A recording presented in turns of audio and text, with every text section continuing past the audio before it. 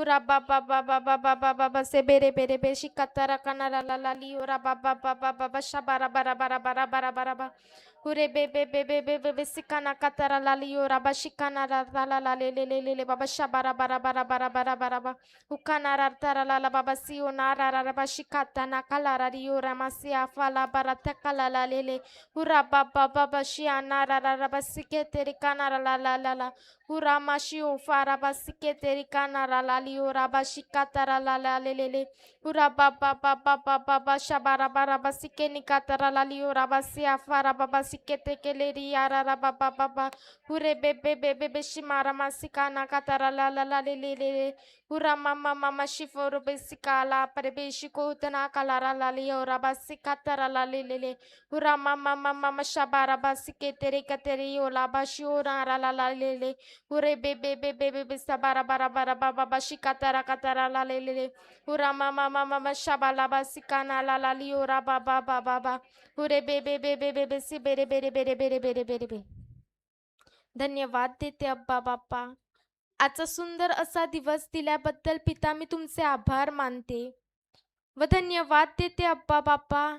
कारण युगाच्या समाप्तीपर्यंत तुम्ही आमच्या बरोबर आहात म्हणून मी तुमचे आभार मानते. पिता धन्यवाद देते कारण आज या ठिकाणी बोलणारी मी नाही तर पिता तुझा पवित्र आत्मा माझ्या मुखाद्वारे बोलणार आहे व धन्यवाद देते पवित्र आत्मा. जे काही स्वर्गाचं गुप्त रहस्य आहे जे जगापासून लपलेलं आहे ते तू आम्हाला या ठिकाणी उघड करून देतोस म्हणून मी तुझे आभार मानते व धन्यवाद देते पवित्र आत्मा. तुम्ही माझ्या मुखाचा माझ्या जिभेचा माझ्या संपूर्ण शरीराचा ताबा घेतल्याबद्दल मी तुमचे आभार मानते व धन्यवाद देते पवित्र आत्मा. कारण मला ठाऊक नाही या ठिकाणी कोणाला कशाची गरज आहे पण पिता तू आमची सर्वांची हृदये जाणतोस व तुला ठाऊक आहे आम्हाला कशाची गरज आहे व तू पवित्र आत्म्याच्या द्वारे आम्हाला तेच शिकवलं आहेस म्हणून मी तुझे आभार मानते व धन्यवाद देते पवित्र आत्मा. तुम्ही आम्हाला एकदम सोप्या रीतीने व उदाहरणासकट शिकवता म्हणून मी तुमचे आभार मानते. धन्यवाद देते अब्बा बाप्पा व मी ही प्रार्थना प्रभू येशूच्या नावाने करते. आमेन आमेन आमेन. हालेलुया हालेलुया हालेलुया.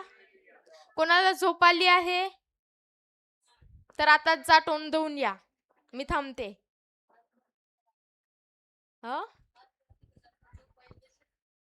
झोप आली आहे नाही ना जुरन अंकल झोप आली आहे.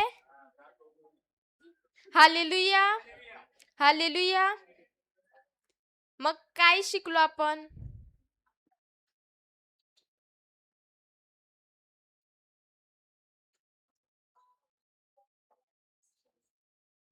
हे शिकल्या चालेल. मग आता माझा एक प्रश्न आहे की आपण अधिकार घेतो की नाही घेतो. घेतो. आणि प्रभूने आपल्याला सर्व काही दिलं आहे की नाही दिलं. सर्व आशीर्वाद दिले आहे की नाही दिले. दिले आहेत. मग का ते दिसत नाही.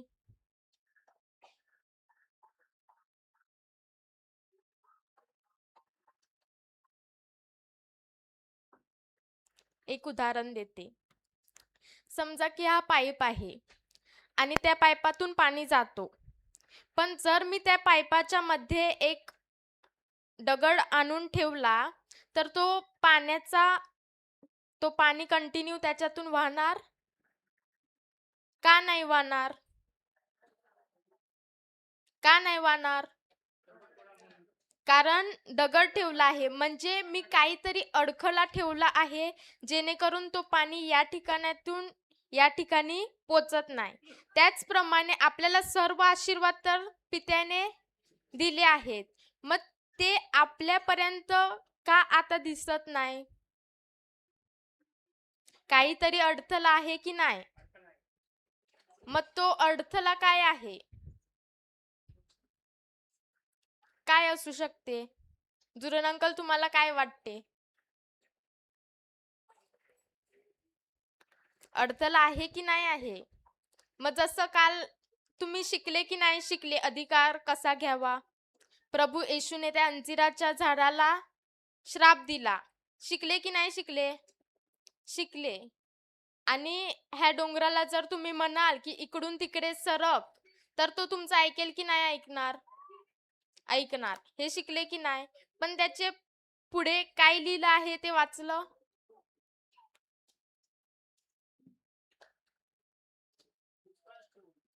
विश्वास ठेवून ते तर होणारच, पण त्याच्या पुढे काय लिहिलं आहे?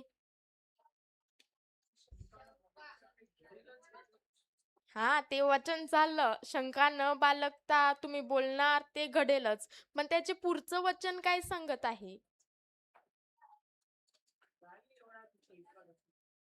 आपण वाचूया मार्क 11:23 चे पुढं 23 काढ.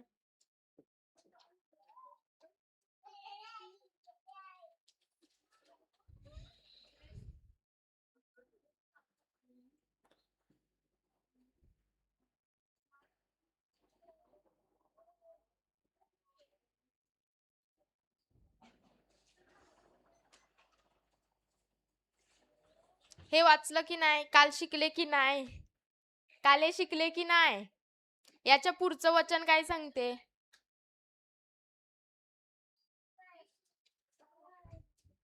जा मम्मी. याच्या पुढचं वाचा.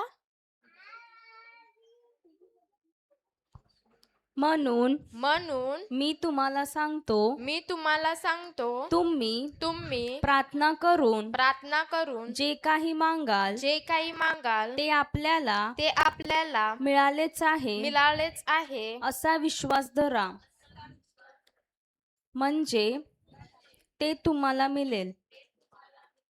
मग मी विश्वास पण धरला, पण का ते दिसत नाही?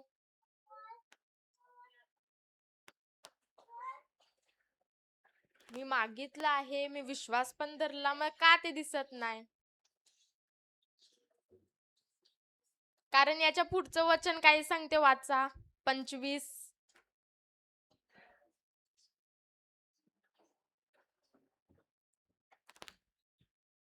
आणखी तुम्ही जेव्हा जेव्हा प्रार्थना करण्यास उभे राहता तेव्हा तुमच्या मनात कोणाविरुद्ध काही असेल तर त्याची क्षमा करा, अशासाठी की तुमच्या स्वर्गातील पित्यानेही तुम्हाला तुमच्या अपराधांची क्षमा करावी. आणखी तुम्ही जेव्हा प्रार्थना करण्यास उभे राहता. जेव्हा म्हणजे जेव्हा म्हणजे मराठी समजते ना सगळ्यांना? मग काय लिहिलं आहे? आणखी तुम्ही जेव्हा म्हणजे काय?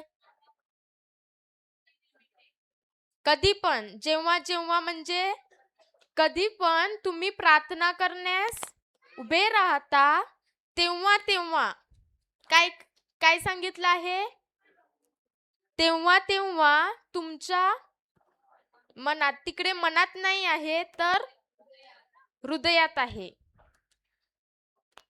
उभे राहता तेव्हा तुमच्या हृदयात कोणाविरुद्ध काही असेल तर त्याची, म्हणजे जेव्हा प्रार्थना करण्यास उभे राहता. प्रार्थना म्हणजे काय? अंकल, प्रार्थना म्हणजे काय?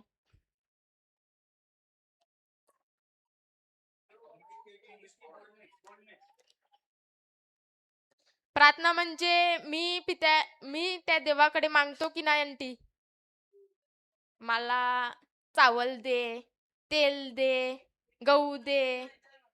मग काय? चांगले आरोग्य मागतो म्हणजे प्रार्थना करतो, असं आहे. मग प्रार्थना म्हणजे काय?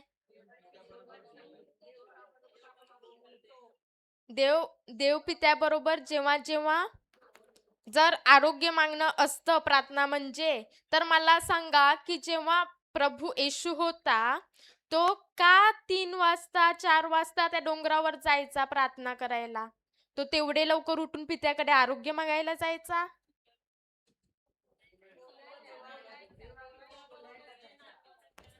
म्हणती सांगते प्रार्थना म्हणजे आरोग्य मागणं. असं देवाबरोबर बोलणे. मग प्रभू येशू काय करायला जायचा तेवढे सकाळी सकाळी? मग प्रार्थना म्हणजे काय आता सांगा? पित्याबरोबर बोलणे. मग आता इथे लिहिलं आहे की तुम्ही जेव्हा जेव्हा आपल्या पित्याबरोबर बोलतात तेव्हा तेव्हा तुमच्या हृदयात कोणाविरुद्ध काही असेल तर क्षमा करा लिहिलं आहे. मग आपण प्रार्थना रोज करतो की नाही? म्हणजे तुम्ही रोज पहिला जेव्हा प्रार्थना करता तेव्हा सर्वात पहिला क्षमा मागता? मी तर असं नव्हती करत. तुमचं काय?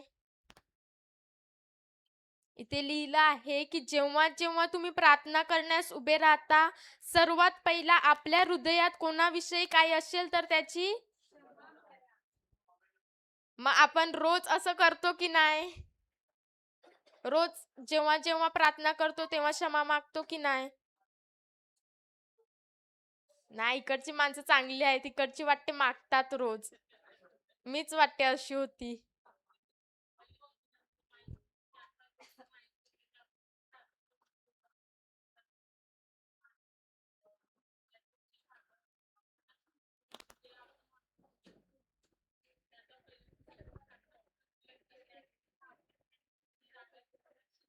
क्षमा करायला पाहिजे. मग आता वचनात काय लिहिलं आहे? पहिला जेव्हा प्रार्थना करतो तेव्हा सगळं काय मागा, की सर्वात पहिला काय लिहिलं आहे? क्षमा करा. परत वाचा.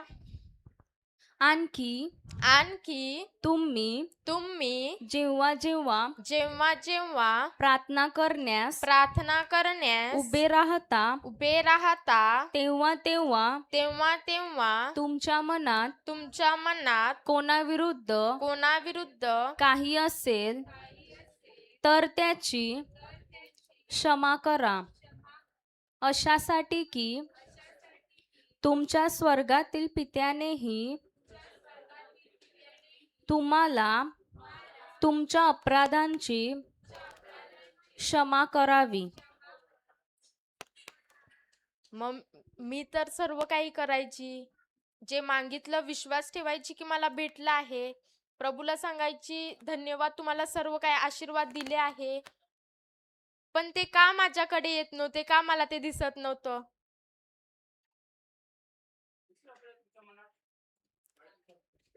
कारण का जसा त्या पाईपाच्या मध्ये तो दगड ठेवला तर तो पाणी इकडून तिकडे जाऊ शकतो नाही. त्याचप्रमाणे हा क्षमा असा अडथळा आहे की तो जर मध्ये असणार तर जे काही परमेश्वर पित्याने आपल्याला दिलं आहे, जे काही प्रभू येशूने त्या क्रुसावरून आपल्याला मिळून दिलं आहे ते आपल्याकडे पोहोचू शकते. कारण का आपणच तो दगड मध्ये आणून ठेवला आहे. मग आता प्रार्थना करावी लागेल की नाही पित्याला की तू येऊन काढ? नाही, तो येणार ना स्वर्गातून परत इथे आणि काढणार. मग काय करावं लागेल? काढावं लागेल की नाही? मग आता आपण शिकूया की कसं काय मी क्षमा करू शकते आणि का मला क्षमा करायची आहे, शिकायचं आहे की नाही? कारण जसा माझ्या जीवनात तो अडथळा होता, तुमच्या जीवनात पण असू शकते. मग तो अडथळा मला तसाच ठेवायचा आहे की काढायचा आहे? कारण पित्याबरोबर बोलायच्या पहिला मला काय करायचं आहे? क्षमा करायची आहे. आणि जर मी क्षमाच नाही केली आणि केवढं पण बोलत राहिलो काय होणार? कारण का मी स्वतः तो अडथळा ठेवला आहे जेणेकरून मी जे बोलते ते तिकडे मग आता विचार करा काय करायचं आहे. शिकायचं आहे, मग शिकूया. आपण एका वचनाकडे जाऊ. मत्तय अध्याय 18 वचन 21.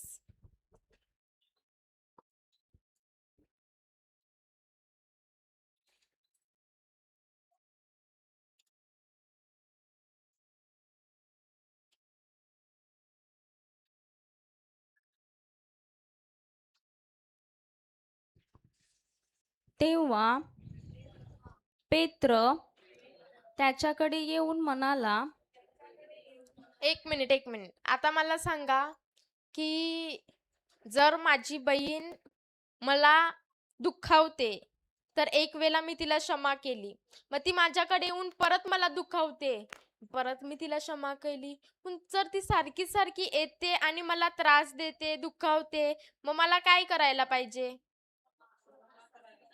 क्षमा करायला पाहिजे. मग किती वेळा मी करू? एक वेळा केली, 2 वेळा केली, अजून किती वेळा करू?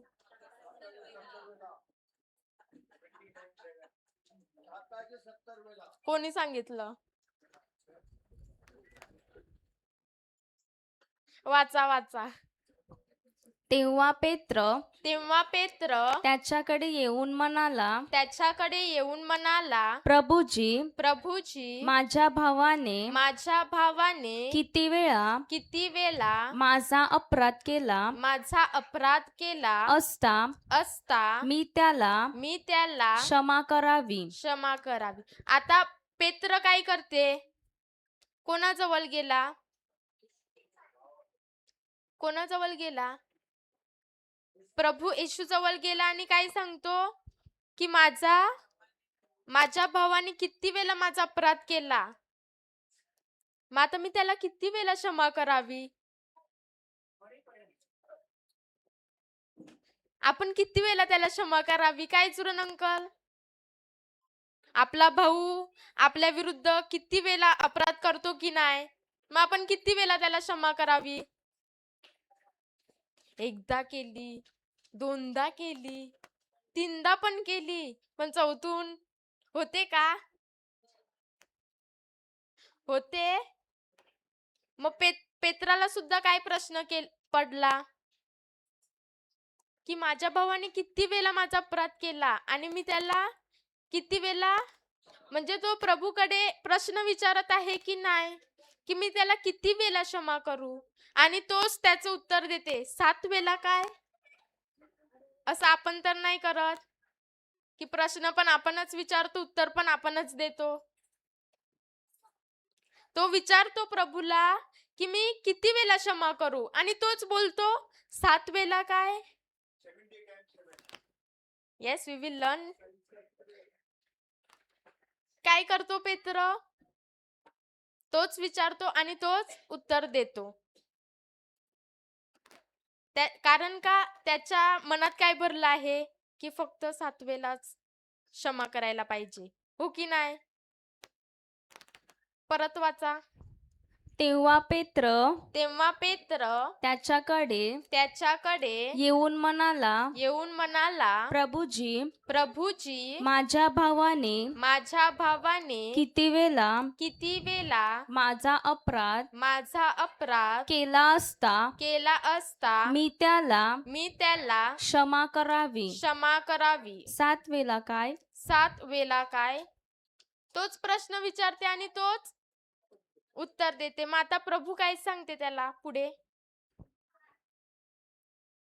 येशू त्याला म्हणाला, 7 वेळा असे मी तुला म्हणत नाही, तर 7च्या 70 वेळा. 70 वेळा. काय पेत्राने काय प्रश्न केला? मी 7 वेळा, जर माझ्या भावाने माझ्या विरुद्ध अपराध केला तर मी 7 वेळा क्षमा करू, हो जुरण अंकल? 7 वेळा. मग काय लिहिलं आहे? म्हणजे 7च्या 70 वेळा म्हणजे काय?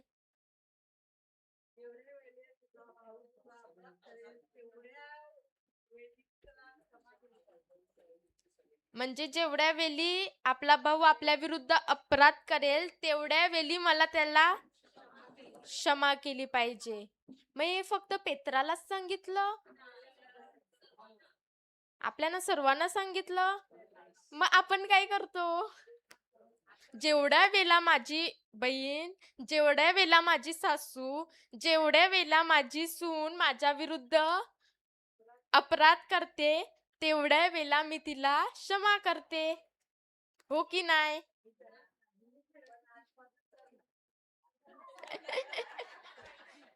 म्हणजे तुम्हाला नाही सांगत, मी सांगते, उदाहरण देते.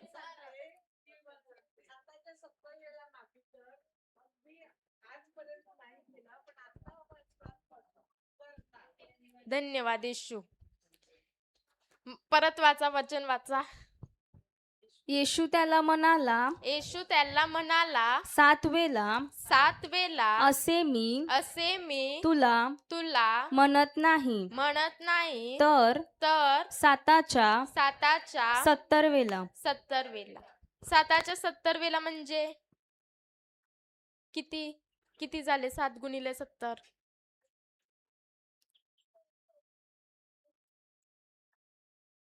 आईये फोन काढला ते 149 का नाही? म्हणजे माझा भाऊ, जशा त्या आंटी बोलल्या की माझा भाऊ जेवढे वेळेला माझ्या विरुद्ध अपराध करील तेवढे वेळेला मला काय करायचं आहे? क्षमा करायची आहे. मग असं तर तुम्ही लोक करत असतील. हो की नाही? हो की नाही? काय?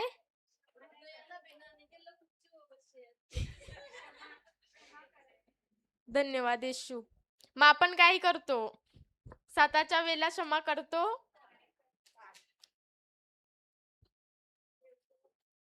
ठेवतो. पुढे वाचा.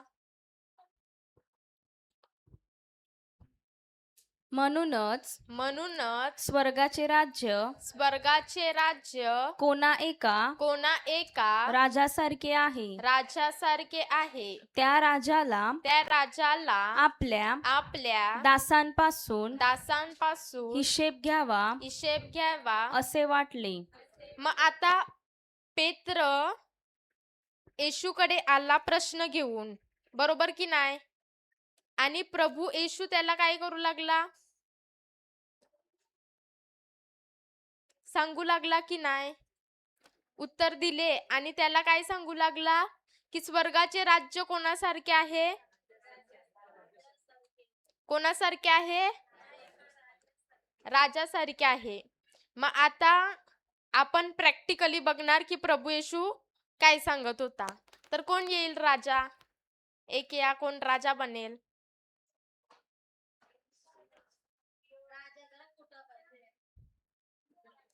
कोणीतरी या जो राजा बनेल. शिकायला भेटेल बघा. या या.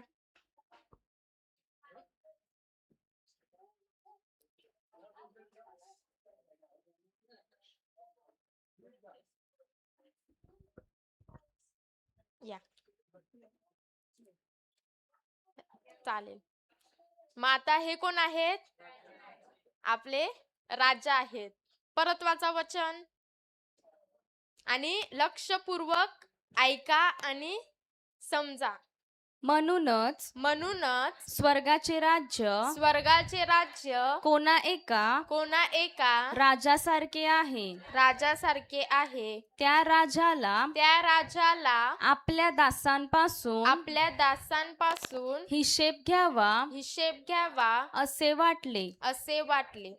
मग आता स्वर्गाचं राज्य कसं आहे? कोणा एका राजासारखं आहे. आता हा आपला राजा आहे आणि या राजाला काय वाटले? राजाने ठरवलं की आता आपला जो हिशेब आहे आपल्या दासांपासून सगळा घ्यावा.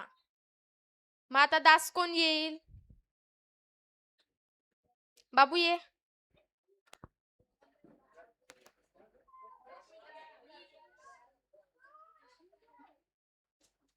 मग आता हा कोण आहे? दास.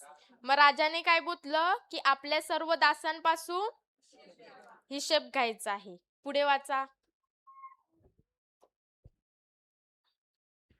आणि तो हिशेब आणि तो हिशेब घेऊ लागला. घेऊ लागला. तेव्हा तेव्हा लक्षावधी लक्षावधी रुपयांच्या कर्जदाराला त्याच्याकडे आणले. या इकडे या. आता हे राजा आहेत आणि यांनी आपल्या दासांपासून हिशेब घ्यायचा आहे. मग दास आले सर्व आणि त्याच्यातच एक कोण होता? लक्षावधी म्हणजे इंग्लिश मध्ये कोणाकडे असेल तर वाचा. तर हा कोण येईल? कर्जदार कोण येईल? कोणीतरी या कर्जदार.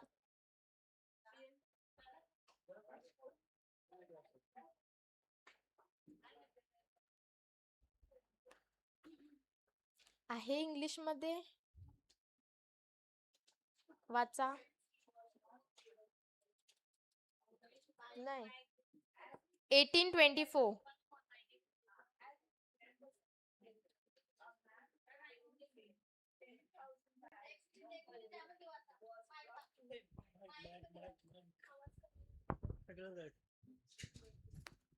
As he began the settlement, a man who owed him 10,000 bags of gold was brought to him. Since he was not able to pay, the master ordered that he and his wife and his children and all that he had been sold to repay the debt. दुसरं वचन नाही. At this, रेव दे sister. आपण हेच वाचू. परत वाचा.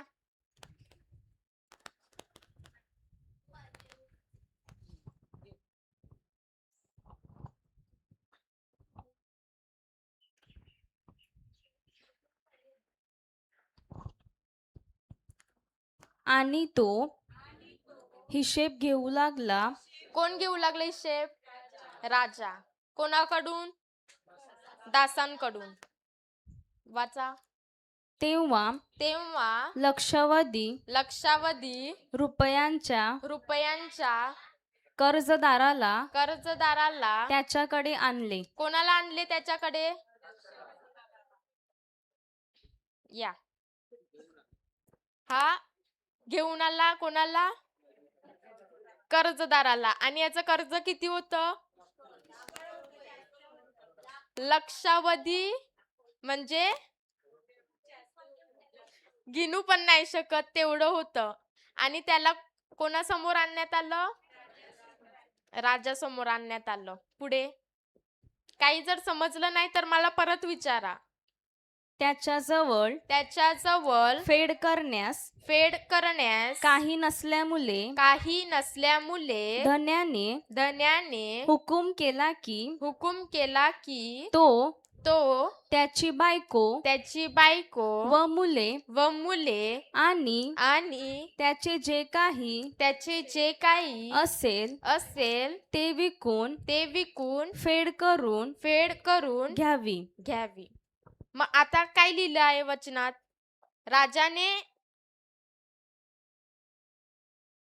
राजाला काय करायचा होता? हिशोब घ्यायचा होता. आणि या कर्जदाराला आणण्यात आले राजासमोर. आणि याचं कर्ज केवढं होतं? लक्षावधी रुपयांचे कर्जदार होते ये. मग राजाने काय बोललं? त्याच्याजवळ फेड करण्यास काही. आता ह्याच्याकडे कर्ज केवढं आहे? भरपूर आहे. पण हे सांगत आहे की माझ्याकडे फेड करण्यासाठी काहीच नाही आहे. मग आता काय करणार? हे सांगत आहे की माझ्याकडे फेड करण्यासाठी काहीच नाही आहे. मग राजाने काय हुकूम केला? की तुझी बायको, तुझे मुले आणि जे काही असेल ते सर्व. म्हणजे आता ह्यांच्याकडे फेड करण्यासाठी काहीच नव्हते. तर राजाने यांना हुकूम केला की तुझी बायको, मुले आणि तुझं जे काही आहे प्रॉपर्टी, जागा, जमीन, ते सगळं काय कर, विक आणि कसं पण माझं कर्ज फेड. काय करणार मग? बायको मुलाला विकायचं होईल मग आता. परत वाचा, वचन वाचा. त्याच्याजवळ फेड करण्यास काही नसल्यामुळे धन्याने हुकूम केला की तो त्याची बायको व मुले आणि त्याचे जे काही असेल ते विकून फेड करून घ्यावी. म्हणजे कशी पण फेड करून घ्यायची आहे. मग धन्याने हुकूम केला की बायको, मुले आणि जागा, जमीन जे काही आहे तुझं ते सगळं विकून कशी पण तू माझी फेड कर. पण ह्यांच्याकडे काय आहे आणि बायकोला द्यावं बोतलं तर. पुढे वाचा.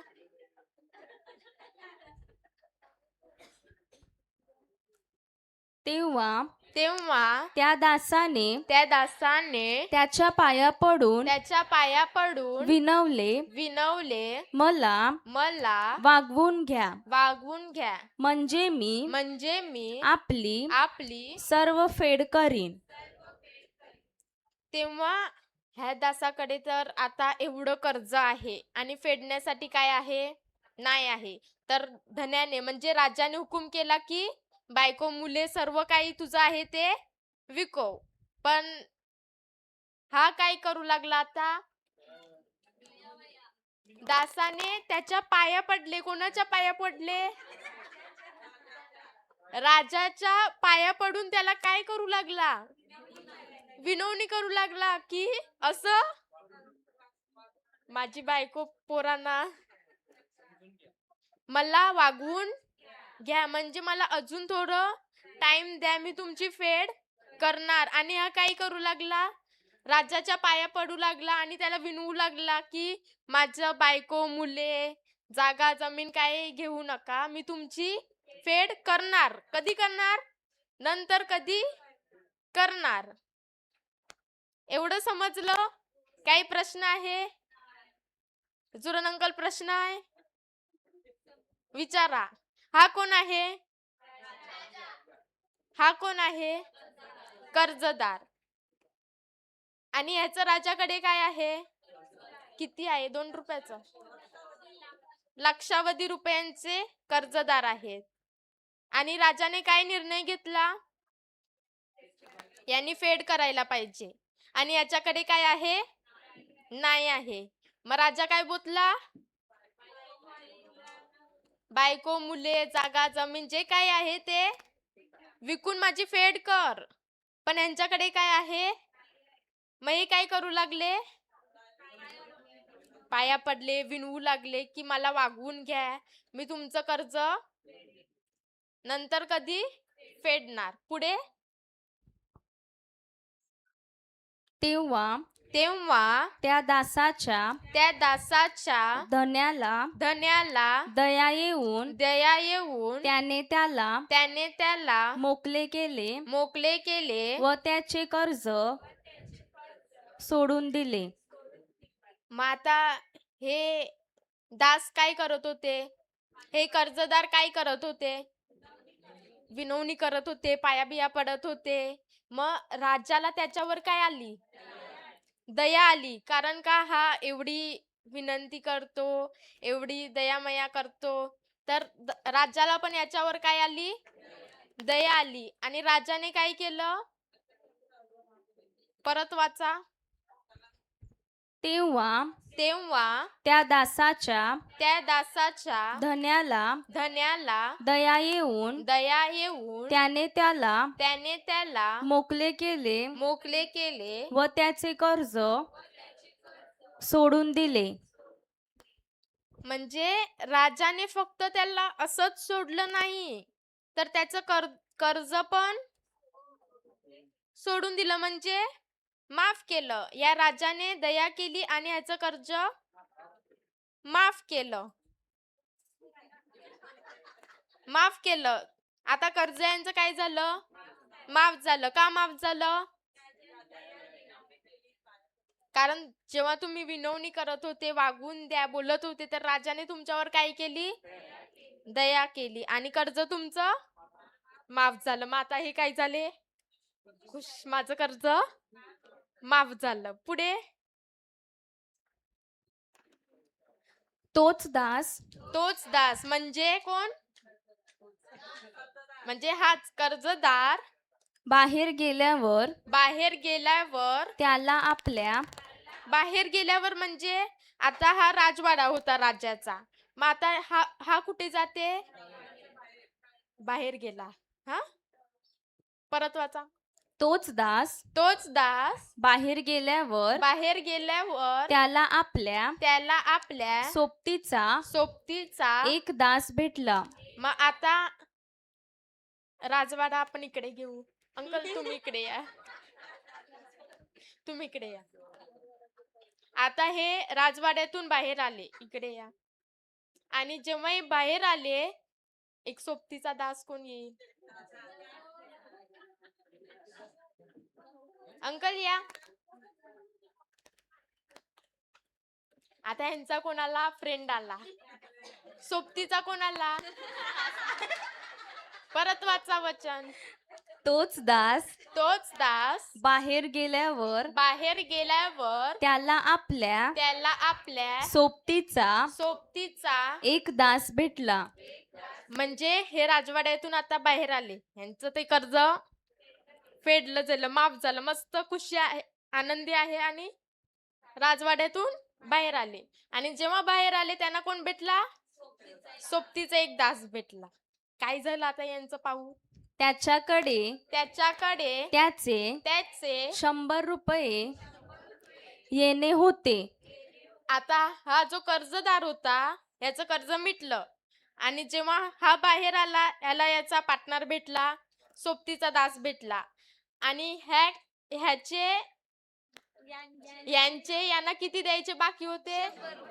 100 रुपये. आणि यांचं कर्ज किती फेडलं? लक्षावधी रुपयांचं कर्ज यांचं फेडलं. आणि यांना किती द्यायचे होते? 100 रुपये द्यायचे होते. तेव्हा तो त्याला धरून त्याची नरडी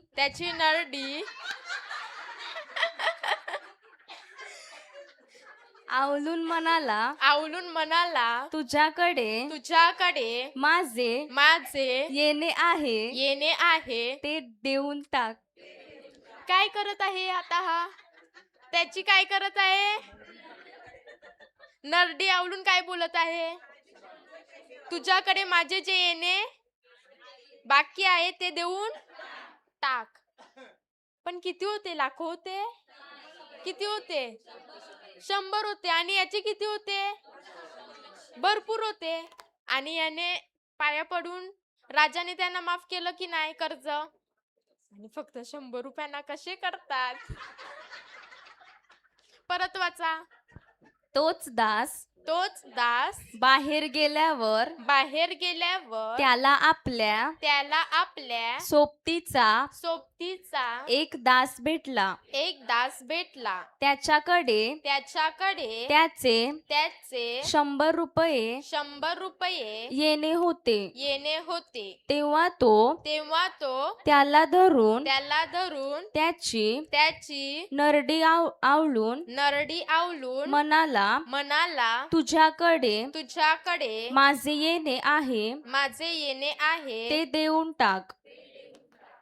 म्हणजे पहिला मी वशीच होती ना, की माझं तर मोकळं झालं आणि जर माझे कोणा जवळ असतील तर मी काय करायची? काय रे, माझे 100 रुपये कधी देणार? म्हणजे मी अशी करायची. तुमचं मला माहित नाही. तो दास पण काय करू लागला? तुम्ही पण बरोबर आपण मग उदाहरण घेतलंय ना. तो काय करू लागला? दास बाहेर आल्यावर फ्रेंड भेटला, त्याचे 100 रुपये येणे बाकी होते आणि हा नरडी बिरडी आवलू लागला. किती रुपयांसाठी? 100 रुपयांसाठी. आणि काय बोलते? तुझ्याकडे देऊन टाक. काय करते? पुढे काय झालं? ह्यावरून यावरून त्याच्या सोबतीचा त्याच्या सोबतीचा दास दास त्याच्या पाया पडून त्याच्या पाया पडून गयावया गयावया करून म्हणाला, मला वागवून घे, मला वागवून घे, म्हणजे मी तुझी फेड करीन. काय करू लागला आता सोबतीचा दास? काय करू लागला? पाया बिया पडू लागला, गयावया करू लागला की मला वागवून घ्या, मी तुमचे कर्ज म्हणजे नंतर फेडीन. आणि हा पण काय करू लागला? पाया पडू लागला आणि बोलू लागला. मग जसं ह्याने केलं तसंच आता कोण करते? सोबतीचा दास पण करते. मग आता या कर्जदाराने काय केलं? तुम्हाला काय वाटते काय केलं असेल?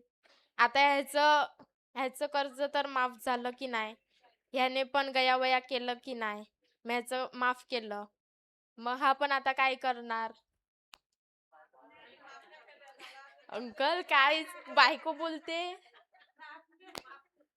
काय करणार? माफ करणार? पण याचं ते माफ केलं. असं केलं? आपण वाचू पुढे. वाचा. पण त्याचे न ऐकता तो गेला आणि तो ते देणे फेडीपर्यंत त्याने त्याला तुरुंगात टाकले. काय केले? कर्ज माफ नाही केलं. मग काय केलं?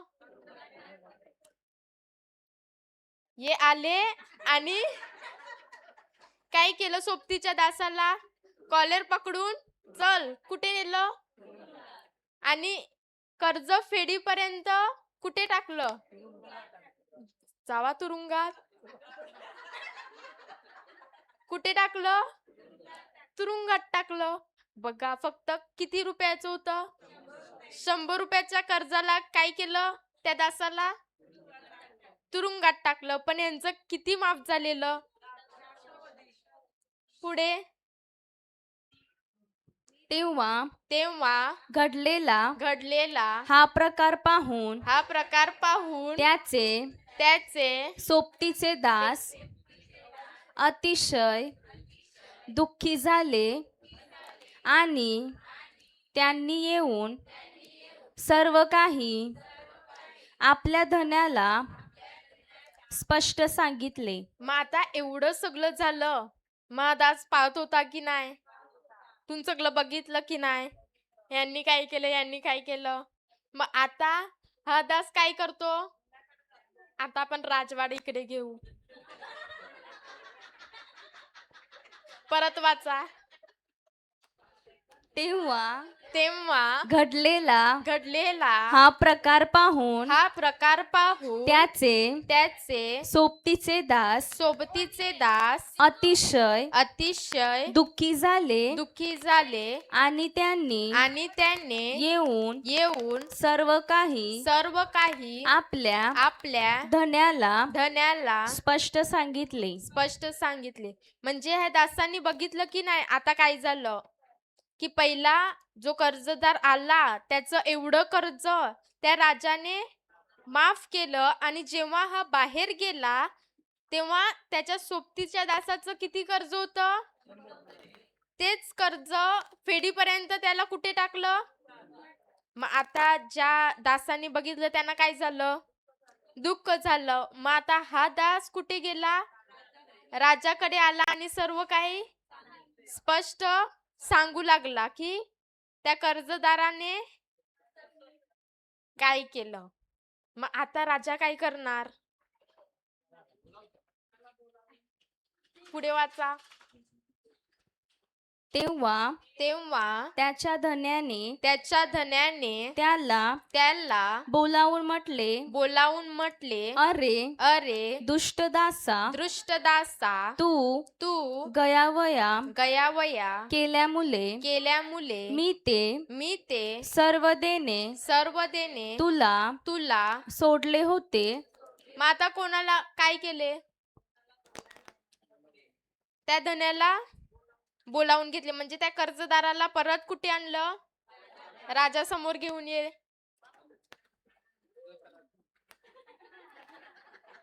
परत वाचा. तेव्हा त्याच्या धन्याने त्याला बोलावून म्हटले, अरे दुष्ट दासा, काय सांगते राजा? काय सांगते राजा? अरे दृष्ट दासा. काय सांगते? मग आपण दृष्ट कोणाला बोलतो? शैतानाला. मग राजा याला काय म्हणत आहे? परत वाचा. तेव्हा त्याच्या धन्याने त्याला बोलावून म्हटले, अरे दुष्ट दासा, तू गयावया केल्यामुळे मी सर्व देणे तुला सोडले होते. काय सांगते राजा? अरे दृष्ट दासा, तू काय केलं होतस?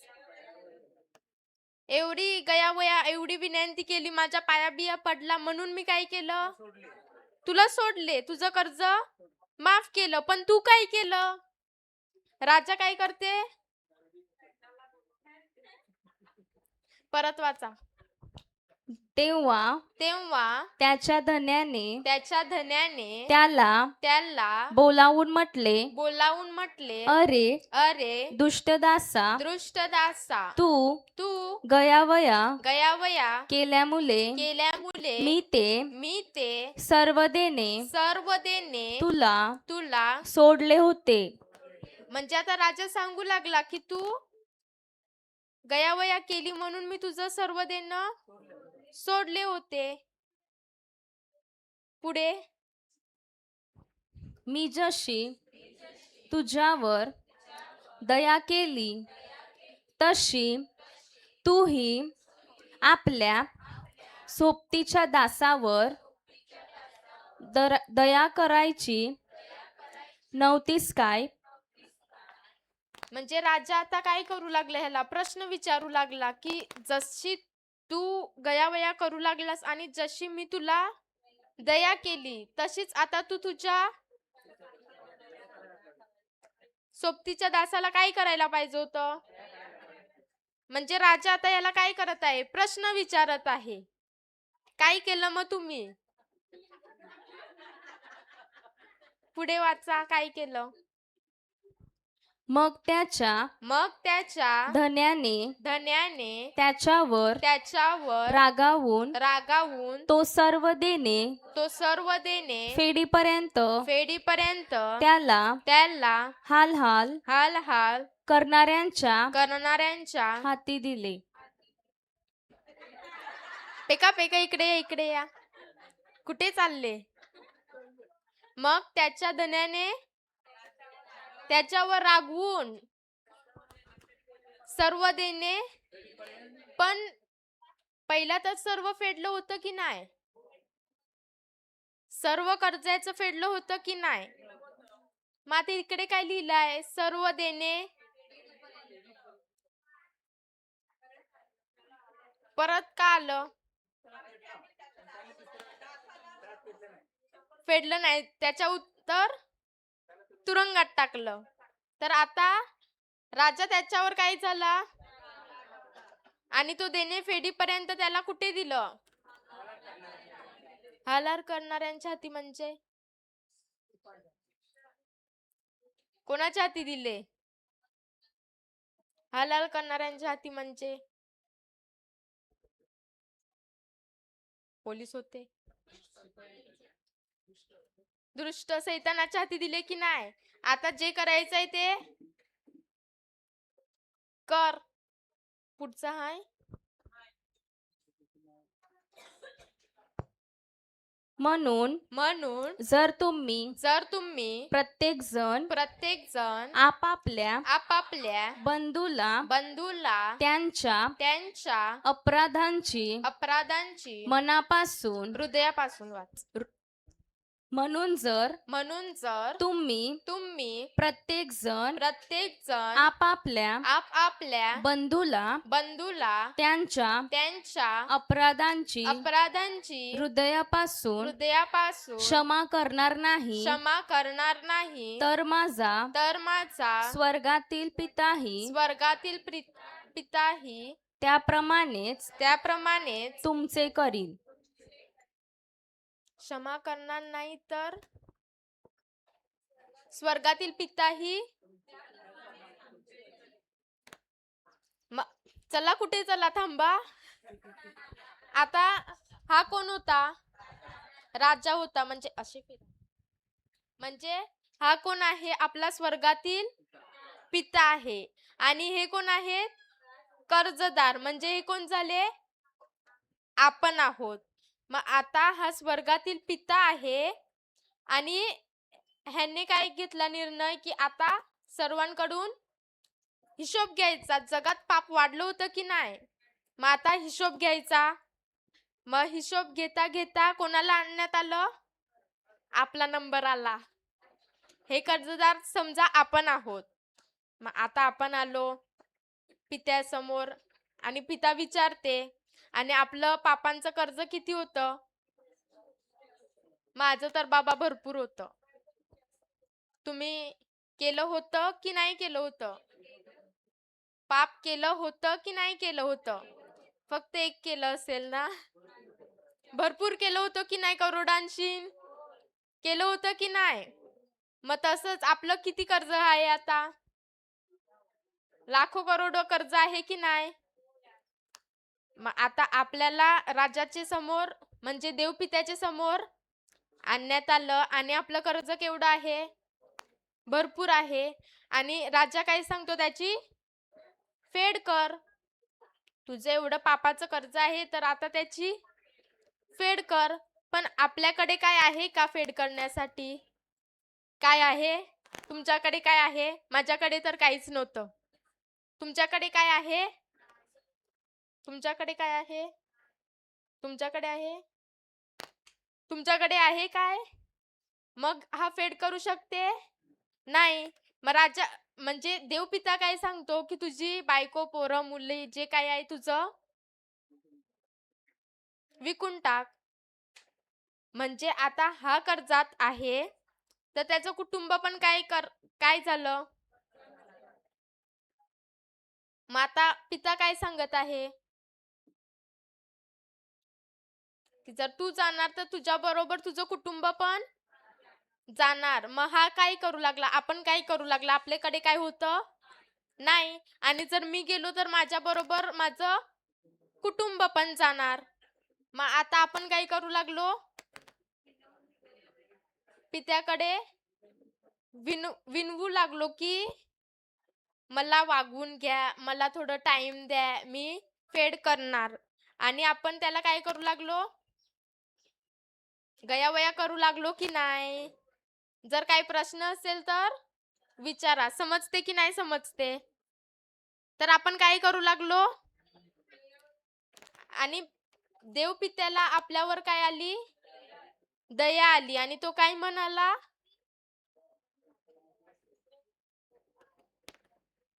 की मी तुझं सर्व काही फेड करते, तुला तुझ्या पापांची.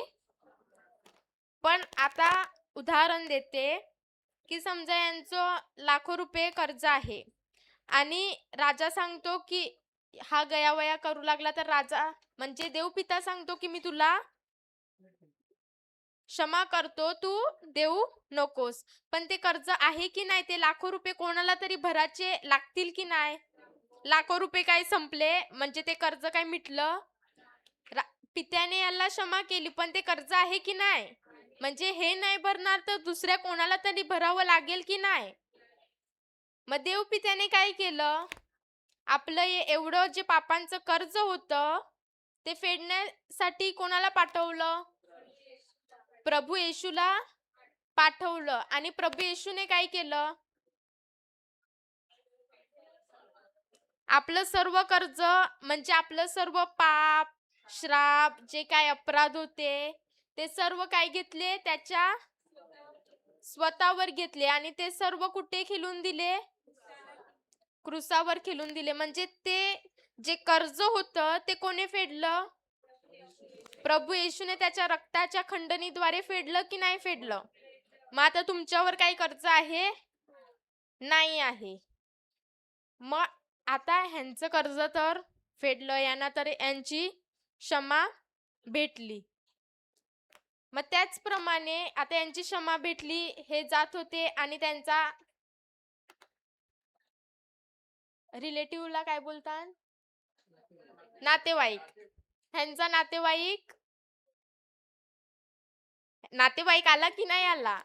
मग यांचा नातेवाईक आला आणि या नातेवाईकाने यांच्या विरुद्ध एक काहीतरी छोटीशी चूक केली होती आणि यांनी काय केलं? यांना क्षमा केली. त्याच्या उलट काय केलं? यांचे नातेवाईक म्हणजे हे कोण आहोत? आपण आहोत.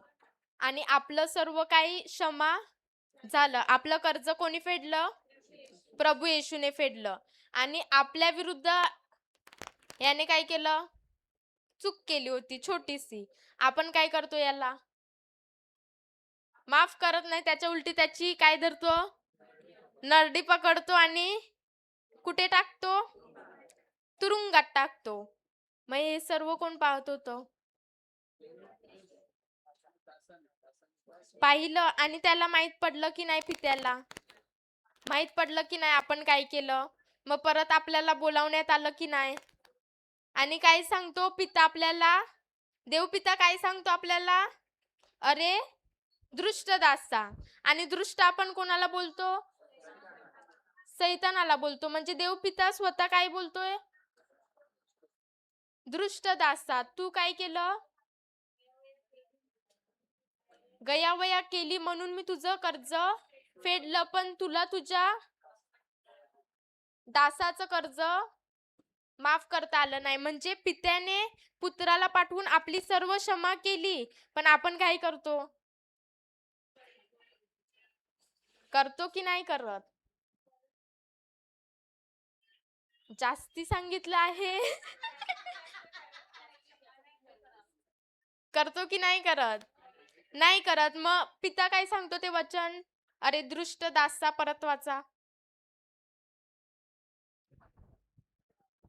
तेव्हा त्याच्या धन्याने त्याला बोलावून म्हटले, अरे दुष्ट दासा, तू गयावया केल्यामुळे मी ते सर्व देणे तुला सोडले होते.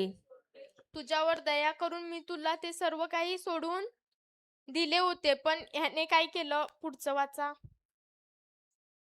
मी जशी तुझ्यावर दया केली तशी तूही आपल्या सोबतीच्या दासावर दया करायची नव्हतीस काय? माता देवपिता त्याला प्रश्न करते की जशी मी तुझ्यावर दया केली तशी तुला त्याच्यावर करायची नव्हती काय? नव्हती काय? करायची होती की नव्हती? पण आपण काय केलं? केली की नाही केली? पुढचं. मग त्याच्या धन्याने त्याच्यावर रागावून तो सर्व देणे फेडीपर्यंत त्याला हाल करणाऱ्यांच्या हाती दिले. माता आपल्याला कोणाच्या हाती दिलं? सैतानाच्या. आणि आपण गेलो आपल्या बरोबर आपलं कुटुंब पण. मग अभी सोचो क्या करना है. जावा थँक्यू. थकले असतील. थँक्यू. काय केलं? आपण काय केलं?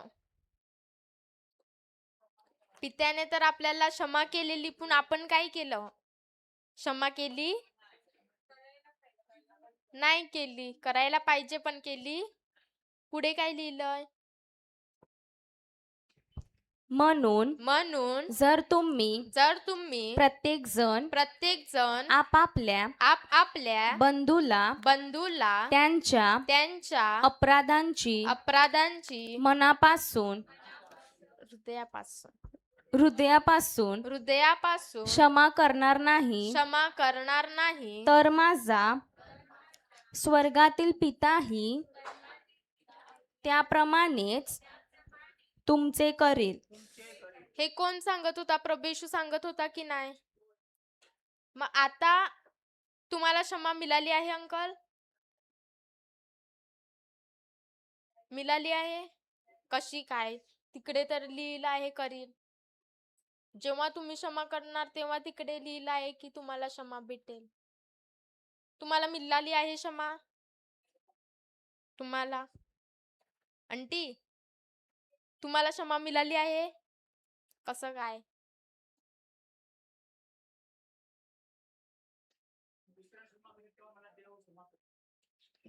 मी दुसऱ्यांना क्षमा करीन म्हणून देव मला क्षमा करील. आपण वचन आपल्याकडे प्रूफ आहे ना. इफिसी करास अध्याय 4 वचन 32 32. आणि तुम्ही एकमेकांबरोबर उपकारी व कणवाळुवा जशी देवाने ख्रिस्ताच्या ठायी तुम्हाला क्षमा केली आहे, तशी तुम्हीही एकमेकांना क्षमा करा. मग आता अंकल मी दुसऱ्यांना क्षमा करीन तेव्हा माझा पिता मला क्षमा करील की मला क्षमा ऑलरेडी भेटली आहे म्हणून आता मला क्षमा करायची आहे?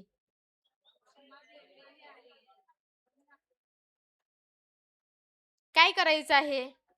मी दुसऱ्यांना क्षमा करीन तेव्हा माझा स्वर्गातील पिता मला क्षमा करील की मला ऑलरेडी क्षमा भेटली आहे म्हणून आता मला क्षमा करायची आहे? जुरन अंकल काय वाटते तुम्हाला? क्षमा ऑलरेडी भेटले म्हणून आता मला काय करायचं आहे? दुसऱ्यांना क्षमा करायचं आहे. अंकल काय करायचं आहे? क्षमा भेटली आहे की भेटणार आहे? भेटली आहे. सर्व अपराधांची भेटली आहे की फक्त थोड्या?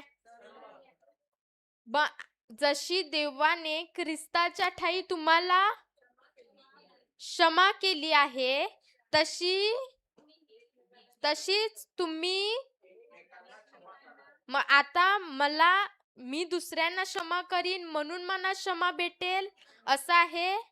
नाही, तर मला क्षमा मिळाली आहे म्हणून आता मला दुसऱ्यांना क्षमा करायची आहे.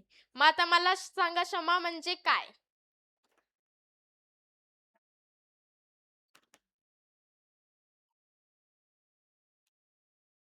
क्षमा म्हणजे काय?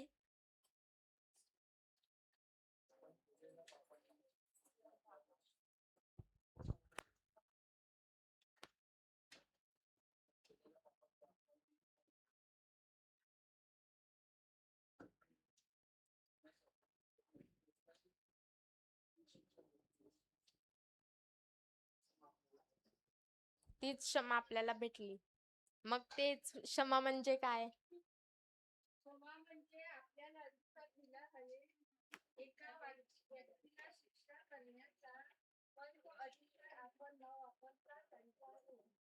हा, द्या माईक द्या त्यांच्याकडे. बरोबर बुतले.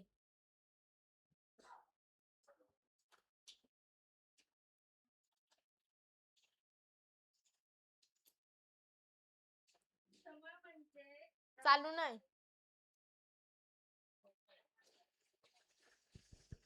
क्षमा म्हणजे आपल्याला अधिकार दिला आहे एका व्यक्तीला शिक्षा करण्याचा, पण तो अधिकार आपण न वापरता त्यांच्यावर प्रेम करणे. म्हणजे काय करणे? त्यांच्यावर प्रेम करणे. क्षमा करणे. मग आता जेसिका सांची आजी, मला सांगा क्षमा म्हणजे काय?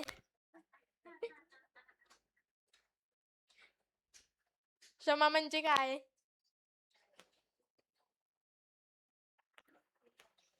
तेव्हा सांगतो लक्षपूर्वक ऐका.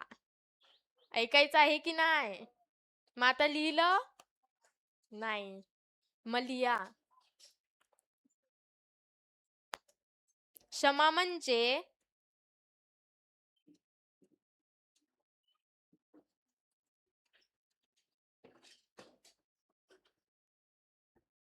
मला जो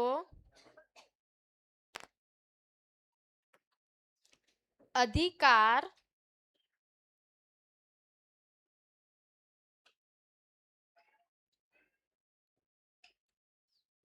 क्षमा म्हणजे मला जो अधिकार आहे दुसऱ्याला शिक्षा करण्याचा, तो अधिकार न वापरता शिक्षा करण्याचा,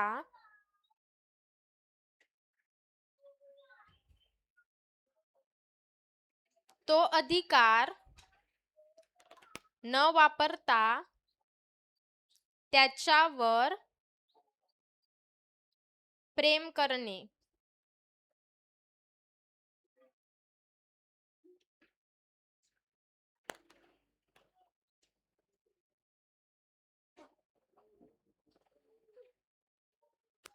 माता सांगा क्षमा म्हणजे काय? शॅन्ड्रन क्षमा म्हणजे काय?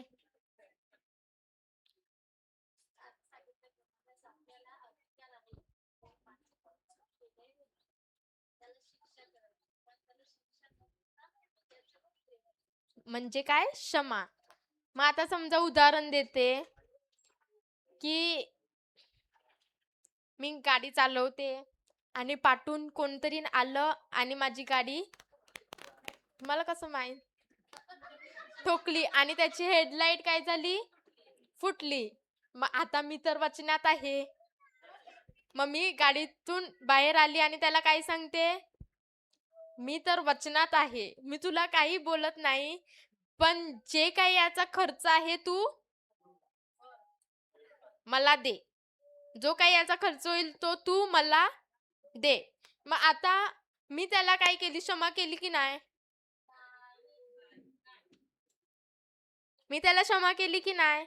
मी सांगतो त्याला की मी वचनात आहे, मी तुला क्षमा करतो, पण जो तुझा माझ्या गाडीचा जो काही खर्च होईल तो तू मला दे. मग आता मी त्याला क्षमा केली की नाही? कशी नाही केली? मी तर त्याला बोलली की मी क्षमा करते.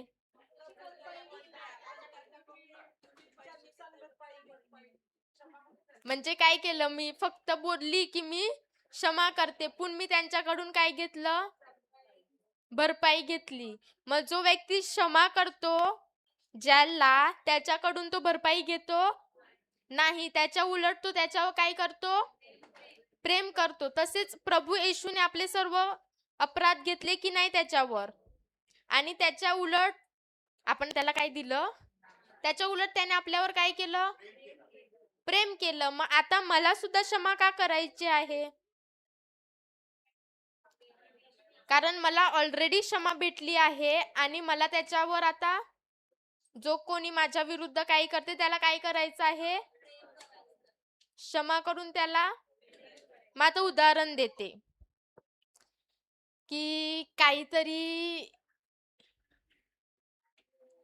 समजा उदाहरण की तुम्ही आहात आणि एका व्यक्तीने तुमच्या विरुद्ध काहीतरी केलं 10 वर्ष पूर्वी, तर आता तुम्ही सांगता की मी त्याला क्षमा केली, 10 वर्ष पूर्वीच मी त्याला क्षमा केली, पण जेव्हा तो व्यक्ती तुमच्या समोर येते तेव्हा तुम्ही त्याला या वाटेने जर तो येत असेल तर तुम्ही तुमची वाट चेंज करता. नाही, मी उदाहरण देते. म्हणजे मी खरोखर क्षमा केली? जर मी क्षमा केली, तर आता मला त्याच्या विरुद्ध माझ्यामध्ये काही पाहिजे? त्याच्या उलट काय पाहिजे? प्रेम पाहिजे.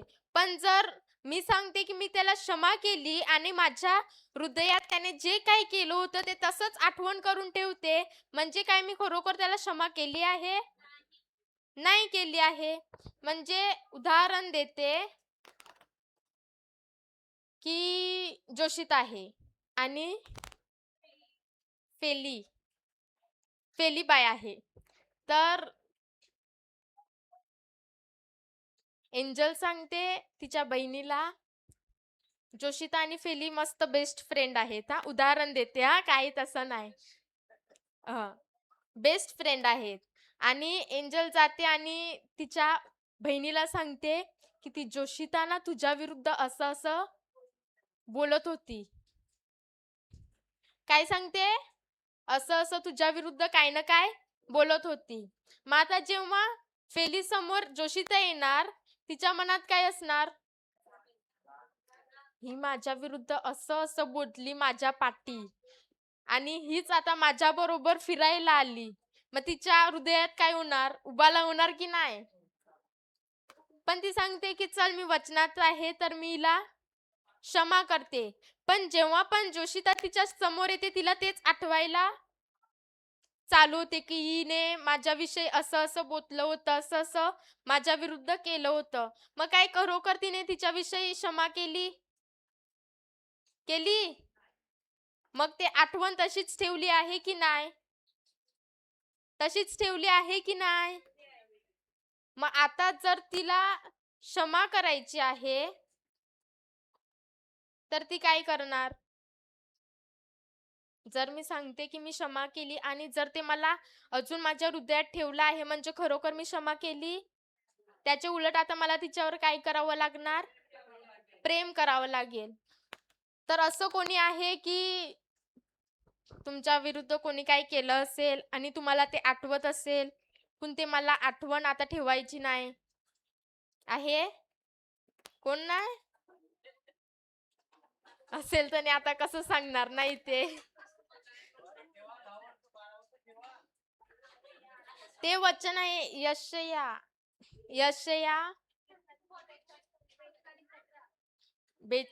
43:18. 43:18.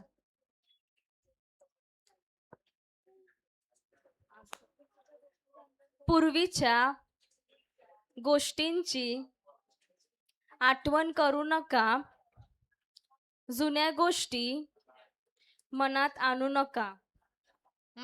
मग आता मला तर ते, पण इकडे काय लिहिलं आहे? आठवण करू नका. मग ते आपोआप येतात, की मी स्वतः त्यांना आणतो? स्वतः आणतो की नाही? वचन काय सांगते, की पूर्वीच्या गोष्टींची आठवण करू नका, जुन्या गोष्टी मनात. मग आता काहीतरी केलं असेल कोणी 10 वर्षापूर्वी, 5 वर्षापूर्वी, 1 वर्षापूर्वी, नाहीतर 1 वर्षापूर्वी नाही, आता 1 सेकंड पूर्वी पण कोणी काय केलं असेल, तर मला काय करायचं आहे? पूर्वीच्या गोष्टींची आठवण करायची आहे. म्हणजे 1 सेकंड पुरं पण माझ्या भावाने माझ्या विरुद्ध काय केलं त्याची पण मला आठवण करायची आहे? नाही करायची आहे. आणि जुन्या गोष्टी मनात आणायच्या आहे. मग आता मला जर ते विसरायचं आहे, मग मी काय करू? जाते अंकल, जरा असं काय असलं ते. अंकल जाते, पुढचं जाते, आठवते की नाही? आठवते. मग जर आता मला ते नसेल, मला त्याची आठवणच नसेल करायची, तर मी काय करू शकते? माझ्या शक्तीने ते होणार नाही होणार. मग मला जर ते विसरायचं आहे, मग आता मला काय करायचं आहे? विसरणं म्हणजे काय? विसरणं म्हणजे काय?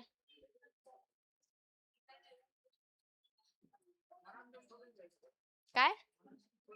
विसरणं म्हणजे मनातून सोडून द्यायचं. पण जर मी रात्री जाते तेवढ्यात परत मला ते आठवते, मग ते विसरणं कसं झालं? विसरणं म्हणजे कोणत्याही नवीन गोष्टीवर मनन करणं म्हणजे काय? विसरणं. म्हणजे आता कसं विसरू शकता? आता समजा तुमच्या मनात कोणाविषयी काहीतरी आहे आणि ते तुम्हाला काढायचं आहे. मग तुम्ही असंच काढू शकता? त्याच्या बदली तुम्ही काहीतरी त्याच्या जागेवर नवीन टाका, जे सत्य आहे, जे वचन सांगत आहे. जसं-जसं तुम्ही वचनावर मनन करायला लागणार, जसं-जसं रात्रंदिवस त्या वचनावर तुम्ही काय करणार? विचार करणार, त्याच्यावरच मनन करणार, तर ते जे खोटं भरलंय ते आपोआप तुमच्यातून बाहेर निघणार की नाही निघणार? जसं उदाहरण देते, जर आता एक बालदी आहे, त्याच्यात अख्खा चिखलाचा पाणी भरला आहे आणि मी तीच बालदी जाऊन नळाखाली ठेवली आणि नळ चालू करून मी कुठे बाहेर गेली. 5-6 तासानंतर जेव्हा मी येते तर मला त्या बालदीत काय दिसणार? चिखलाचा कसा मी नळ चालू करून गेलती? आता चिखलाचा पाणी आहे न, मी आपले स्वच्छ पाण्याचा नळ चालू केला आणि तो स्वच्छ पाणी त्या चिखलाच्या पाण्यात जात आहे आणि जेव्हा मी 4-5 तासानंतर आली तेव्हा मला बालदीत काय दिसणार? साफ पाणी दिसणार. का साफ पाणी दिसणार? कारण जो चिखलाचा पाणी आहे तो स्वच्छ पाणी जसा जसा त्याच्यामध्ये गेला, तो चिखलाचा पाणी हळू बाहेर येत गेला आणि जी बालदी पूर्ण चिखलाने भरली होती, जसं जसं त्याच्यामध्ये स्वच्छ पाणी गेला, आता बालदीमध्ये पण काय जमला? स्वच्छ पाणी. त्याचप्रमाणे जसं आता माझं हृदय आहे, त्याच्यात एवढ्या वर्षी म्हणजे पुढचं काही ना काही आहे, चिखल भरला आहे. मग आता जर मला तो चिखल काढायचा आहे, तर आता मला काय करावं लागेल? जे वचन आहे, जे सत्य आहे, जो काही शुद्ध पाण्यासारखं आहे, ते मला आता माझ्या हृदयात टाकावं लागेल. म्हणजे रात्रंदिवस मला त्याच्यावरच विचार करायचा आहे, त्याच्यावरच मनन करायचं आहे. मग जो चिखल भरला आहे तो आता मला काढायची गरज आहे की जसं मी ते नवीन टाकते तो आपोआप निघणार? आपोआप निघणार की नाही? मग आता मला काय करावं लागेल? त्या चिखलाला काढायच्या मागे धावावं लागेल की जे वचन आहे त्याला कशावर मनन करावं लागेल? आता मला ज्या पुराण्या पुढचं जुन्या गोष्टी घडल्या आहेत त्याच्यावर, पूर्वीच्या गोष्टी घडल्या आहेत त्याच्यावर ते काढायच्या मागे मला जायचं आहे की जे नवीन आहे, जे सत्य आहे, जे वचन मला सांगत आहे ते घेऊन चालायचं आहे? वचन घेऊन चालायचं आहे. आणि आता मला क्षमा का करायची आहे? क्षमा क्यों करना है अभी हमें? क्योंकि हमें कारण आम्हाला क्षमा भेटली आहे, म्हणून आता मला काय करायचे आहे? क्षमा करायची आहे. मग आज काय शिकायला भेटलं की नाही? भेटलं. मग आता काय करणार? जे शिकले ते वापरणार, तरच ते कार्य होणार की नाही? हो की नाही? जशी आपल्याला क्षमा भेटली तशीच आता मला माझ्या भावाला सुद्धा काय करायचे आहे? क्षमा करायची आहे. तुम्ही तर करत असणार, माझ्यासारखे नसणार. मी पहिला करत नव्हती. तुम्ही तर सर्व चांगली माणसं आहात. करत असणार की नाही? नाही? मग आता करायचं आहे की नाही? हे माझ्या स्वतःच्या शक्तीने होणार? वचन घेऊन काय करावं लागेल? हालेलुया.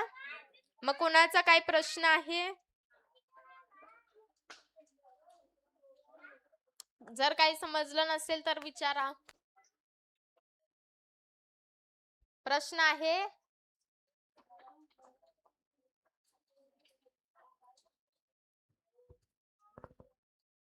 मग समजलं क्षमा म्हणजे काय आणि मला क्षमा का करायची आहे? हालेलुया. हालेलुया. माता या कोणीतरी शेवटची प्रार्थना करायला.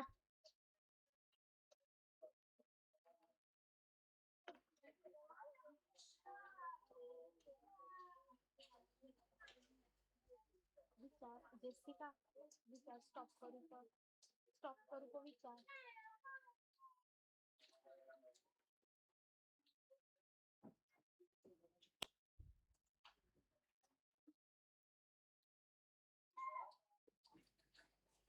शिकले की नाही शिकले आज हा अंकल शिकायला मिळलं का नाही क्षमा म्हणजे काय मग काय प्रश्न आहे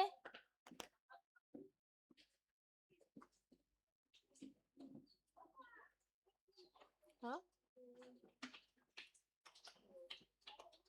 आता याच्या मग काय प्रश्न आहे मग या शेवटची प्रार्थना करायला कोणीतरी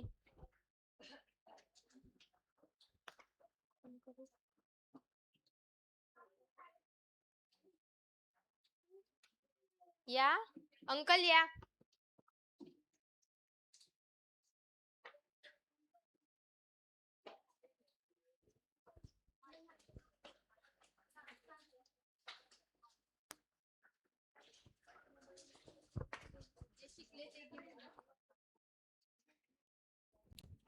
सर्वांनी डोळे बंद करायचे आहेत. जय येशू. हे प्रभू परमेश्वरा, येशू ख्रिस्ता, आजचा आम्हाला सुंदर दिवस दिल्याबद्दल तुझे व पित्याचे व पवित्र आत्म्याचे आभार मानतो. त्याचप्रमाणे आम्हाला आज प्रत्येकाला आमच्या नावाने बोलवून घेतल्याबद्दल आणि तुझे जे काही वचन आम्हाला शिकायला मिळाल्याबद्दल म्हणून आम्ही तुझे आभार मानतो. त्याचप्रमाणे ब्रदरच्या मुखातून पवित्र आत्म्याच्या सहाय्याने जे काय आम्हाला शिकायला मिळाले, जसं आम्हाला माहिती नव्हतं की आमची पूर्णपणे म्हणजे डोकं आणि शरीर याचा आम्ही कधी विचार केला नव्हता, परंतु आम्ही आमच्या शक्तीने करायचो. पण आज आम्हाला माहिती पडलं की हे प्रभू येशू, तू आम्हाला मस्तक तुझ्या नावाने दिलेलं आहेस आणि शरीर तुझं आहे. तर आम्ही जर तुझ्या ह्या सर्व गोष्टीचा वापर केला आणि अधिकार घेतला तर आम्ही स्वर्गात ज्याप्रमाणे बाप्तिस्मा केल्यानंतर येशू ख्रिस्ताने आपल्यावर जे आपलं येशू ख्रिस्ताने मरण स्वीकारलं आणि त्याचे आपले जे काही अपराध स्वीकारून आपल्याला स्वर्गात बसवलेले आहे. जसं येशू ख्रिस्ताला पित्याने त्याला स्वर्गात बसवले, तसेच आपल्याला सुद्धा येशू ख्रिस्ताच्या उजव्या बाजूला बसवले आणि पूर्ण अधिकार आपल्याला दिलेले आहेत. हे सर्व आपल्याला शिकायला मिळालं. त्याचप्रमाणे महत्त्वाचं म्हणजे अमृताबाईच्याकडून आपल्याला पवित्र तिच्या मुखातून शिकायला मिळालं की आजपर्यंत आपण आपल्या भावावर किंवा बहिणीवर किंवा आईवर किंवा वडील जे काही आपले नातेवाईक किंवा मित्रमंडळी जे काय, तर काही झालं तर आपण आपल्या मनात राग ठेवायचो आणि तोच राग आपल्या शरीराचं विष बनायचं. पण आज आपण शिकलो की जर आपण आपल्या पित्याने आपल्याला क्षमा केलेली आहे, तर आपण पण त्यांना क्षमा केली तर आपलं जीवन येशू ख्रिस्तासारख्या स्वर्गात जे जीवन जगतं तसंच आपलं जीवन होणार आहे. तर हे सर्व आम्हाला जे ज्ञान मिळालं ते आमच्या सुपीक हृदयात पडलेलं आहे आणि त्याला 100 पटीने पीक आलेलं आहे. हा आमचा पूर्ण विश्वास आहे आणि ही प्रार्थना आम्ही आमच्या प्रभू येशू ख्रिस्तासारखे पवित्र पित्याकडे आम्ही प्रार्थना करतो. आमेन, आमेन, आमेन.